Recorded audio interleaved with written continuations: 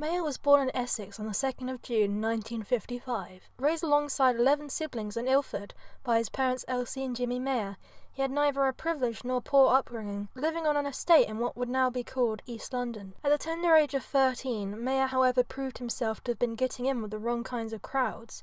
He was arrested and put on 3 years probation for the smash and grab of a local jewellers in the year of 1969. Mayer grew up in the late 60s and the early 70s, just after the era of the hippie movement had finished and Wilson's Britain was starting to take shape. Gone were the days of pretenses of free love and world peace, with a clear age of war and strife being ushered in the form of a Vietnam conflict. Though the United Kingdom was not directly involved with the Vietnam War, it was still a troubling event for the country, so it is unknown how much of an effect this conflict had on a growing Mayer.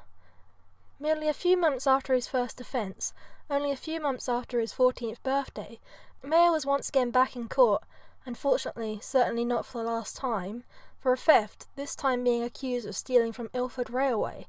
He received 3 years probation for his crime, as he did with his previous offence. For a few years, Mayer kept his head down. As the decade gradually shifted into the 70s, a time where there was finally beginning to be an end to the wars plaguing the First World nations, Eddie Mayer decided he wanted to have a part in this experience.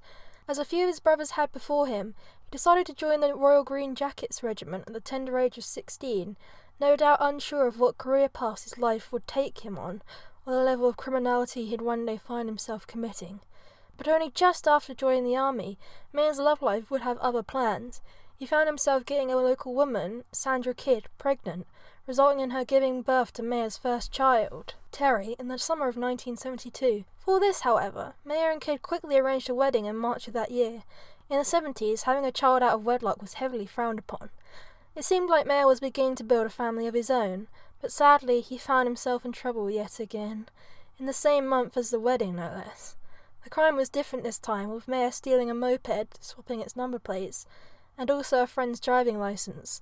Again, Mayer was sentenced to 3 years probation. His previous orders were cancelled. The crimes for Mayer kept piling up. No matter how hard he tried to stay clean, crime seemed to follow him around. But in 1979, Mayer managed to begin cleaning up his life by joining the London Fire Brigade. This was a step in the right direction for Mayer, but his gambling and debt issues seemed to plague him despite his change in career. Sandra left Eddie in 1987, in part due to Mayer's problems with money. His problem with amassing debts would continue to be an issue later in his life, but this is something that will come up later. Very soon after his breakup with Sandra, Mayer got together with Deborah Brett, known as Debbie, a match made in heaven. Only 2 years into the relationship, Debbie gave birth to Mayer's second child Lee in the year 1990, Mayer aged 35 at the time. It finally seemed as if Mayer was beginning to live the family life he had dreamed of before with Sandra. He had a loving wife and a newborn child with a stable job on the London Fire Service. But a year later, in 1991, Mayer injured his back, resulting in his dismissal from the LFS, and a subsequent pension pot of £129,000.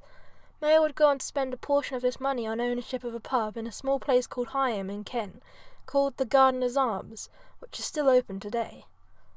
Locals that frequented the Gardener's Arms knew Mayer as Flash Eddie or Two Jags Eddie, due to him flaunting around his 2 Jaguar sports cars and his wealth as a result of his pension.